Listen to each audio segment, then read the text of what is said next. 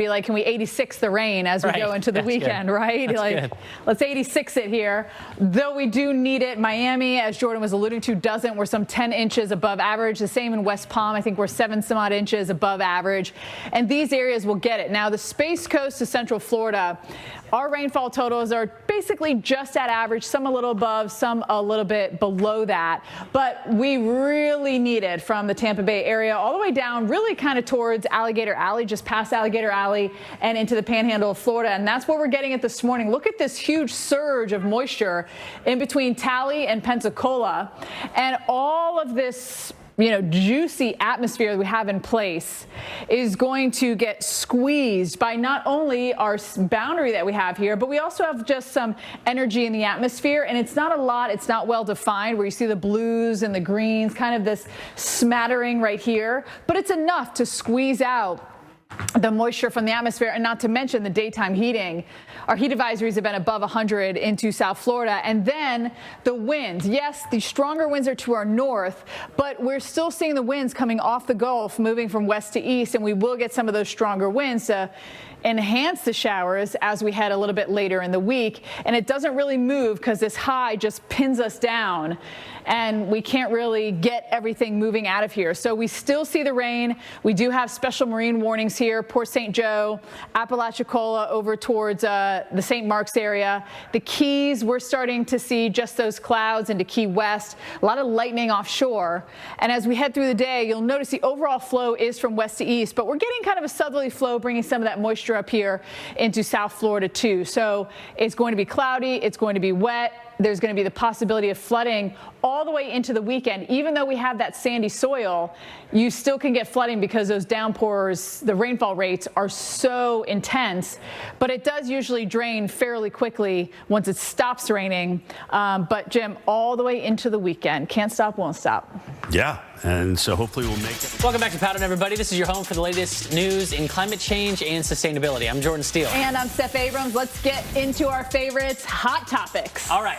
A mind-boggling puzzle we all know and love is getting a sustainable twist. The makers behind the iconic Rubik's Cube introducing a new version of the toy made of recycled plastic. All right, I'll take this thing out of the box and show you guys what it looks like and show you the box specifically. I didn't know open the box that pretty, so it's kind of tore up. But anyway, they're calling it ReCube. This is all part of Spin Master's Play Responsible initiative, which aims to create more sustainable options for their products. The ReCube, as it's called, package 100% recycled cardboard in a toy store.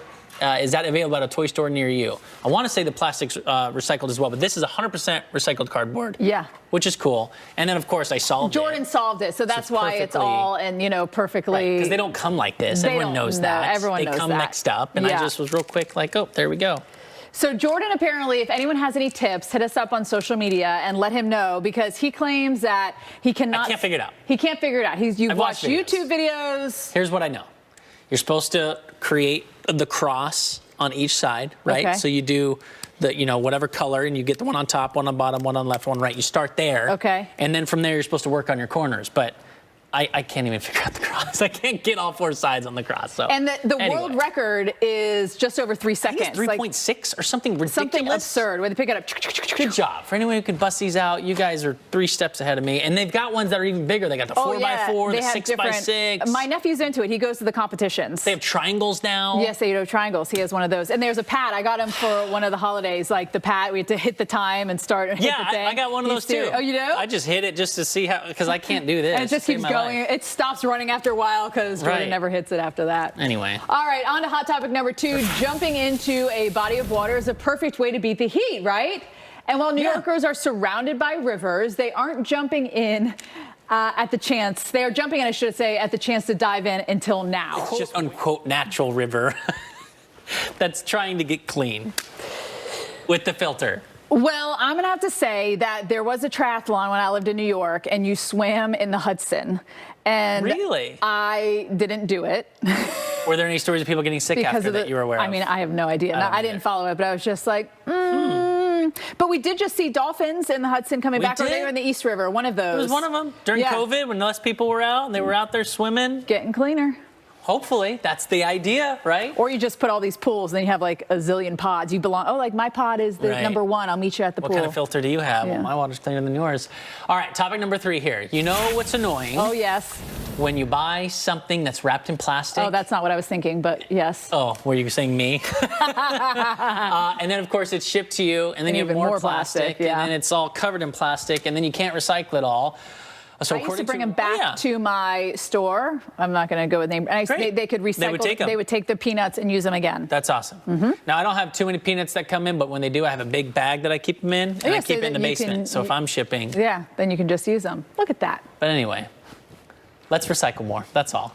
We've said goodbye to summer, but we won't forget it anytime soon. What last season's extreme back in a weather. pattern, we've officially said goodbye to summer, and what a memorable summer it was. Excited. Yeah, not excited, however, about the fact that the U.S. broke heat records and endured multiple extreme weather events. Dr. Michael Mann is a Presidential Distinguished Professor of Earth and Environmental Science at the University of Pennsylvania. He also has a new book out today that we are excited to discuss with him. Dr. Mann, thank you so much for being with us. We love having you on our show.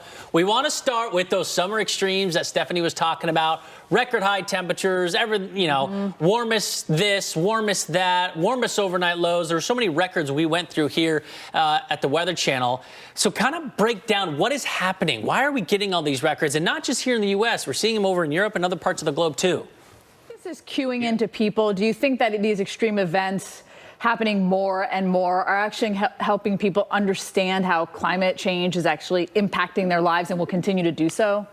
All right, let's get a weather update from Molly, see what's going on. Hey, Molly. Let's head to the Midwest, where we have a chance of severe weather today. Welcome back to Pattern, everybody. So this week is National Drive Electric Week, but we're not just talking electric cars. No, every day about 26 million American students take the bus to school, and a growing number of these buses are powered by batteries instead of diesel. And it turns out those batteries can do more than help reduce emissions. It's going to be great. I just hope they still have the squeaky brakes so I know when they're coming. Well, I was going to say, or they need the sound, right? Too, like you hear it kind of coming down the street sometimes. It's like, oh, we better hurry up. Or you're waiting there and all of a sudden you hear it like kind of coming around the corner. Yeah. But they're quiet now, right? I don't know, unless they maybe add the noise. Yes. But I feel like that could be a little dangerous with kids running all around and everything. Right. So they do make a noise? Yeah, a lot of the ones that are going electric have like some noise that so you know when the kids are crossing the, waiting for the bus stop or whatever. Yeah.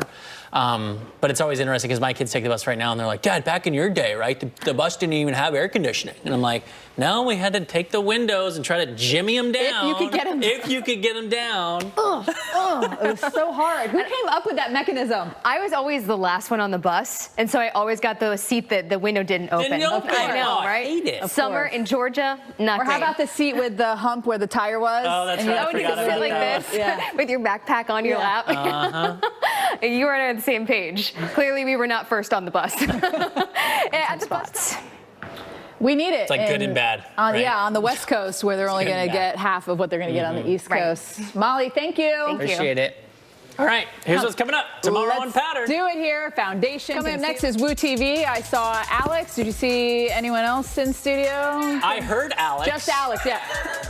You should have heard him today. He was like, the whole team's like across the room. All I hear is Alex. I love it though.